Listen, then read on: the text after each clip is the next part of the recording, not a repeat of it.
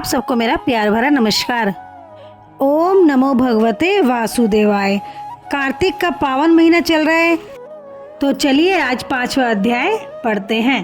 पृथु बोले, हे मुनि, तुमने कार्तिक का महाफल वर्णन किया है, अब महीनों के स्नान की विधि और नियम कहिए। नारद जी बोले, हे राजन, तुम विष्णु के अंश से उत्पन्न हुए हो, तुमसे कोई बात छिपी नहीं है, तथापि मैं नियमों का वर्णन करता हूँ। अश्विन माह में शुक्ल पक्ष की एकादशी से सावधान होकर कार्तिक के व्रतों को प्रारंभ करें। पहर रात्रि रहे तब प्रतिदिन उठें और जल का पात्र लेकर ग्राम से बाहर उत्तर दिशा को जाएं। जनेऊ को कान पर चढ़ाकर उत्तर को मुख करके भूमि पर तृण बिछावे और सिर को कपड़े से ढक लें। मुख को बंद कर थूकना और श्वास लेना बंद करके मलमूत्र का त्याग करें। जो रात्रि हो तो दक्षिण को मुख करें।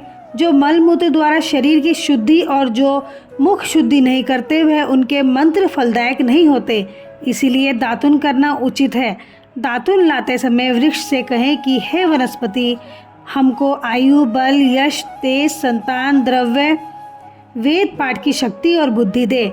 इस मंत्र को पढ़कर गूलर आदि किसी दूध के वृक्ष की बाहर अंगुल लंबे दातुन लाएं। व्रत के दिन ऐसा ना करें। प्रतिपदा, अमावस्या, नवमी, षष्ठी तिथि और सूर्यवार तथा चंद्रमा सूर्य ग्रहण के दिन दातुन ना करें।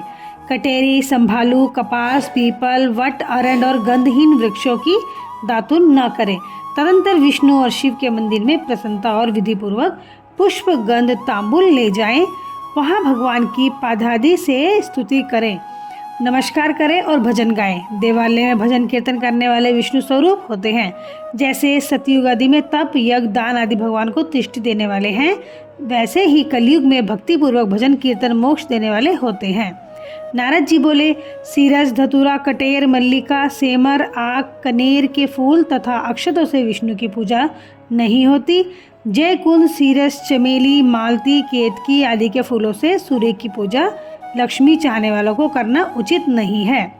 यथा योग्य विधि से ही देवताओं की पूजा करके भगवान से क्षमा प्रार्थना करें कि हे परमेश्वर, हे सुरेश्वर, हे देव, मैंने मंत्रहीन भक्ति की और क्रियाहीन पूजन किया है, वह परिपूर्ण होवे। फिर प्रदक्षिणा करके दंडवत करें, फिर क्षमा प्रार्थना करके गान करके समाप्त करें।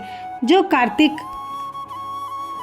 की रात्रि में विधि पूर्वक विष्णु और शिव का पूजन करते हैं, वह अपने पूर्वजों सहित निष्पाप वैकुंठ को चले जाते हैं।